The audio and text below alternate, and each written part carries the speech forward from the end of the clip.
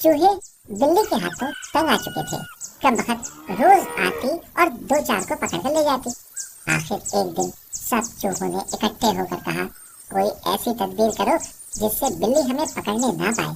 अगर हम इसी तरह चुपचाप बैठे रहे तो एक दिन वो सबको खत्म कर देगी।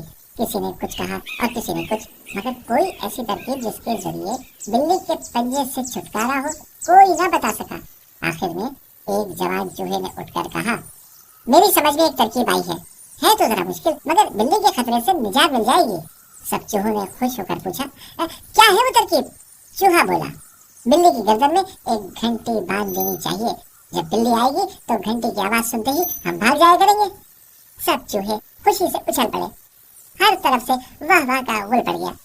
एक चूहा तनकर बोला, घंटी बांधना कुछ मुश्किल नहीं, मैं बिल्ली के अगले पांव को पकड़ लूंगा।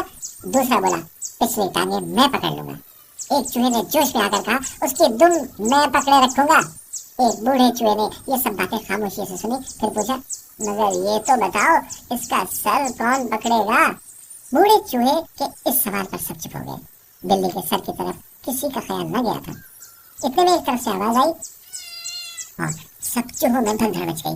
इसी तरह बहुत से आदमी बातें तो बढ़ चढ़ कर करते हैं, मगर वक्त आने पर चूहों से ज्यादा बुजदिली दिखाते हैं। असल में हर काम के लिए हिम्मत की जरूरत है।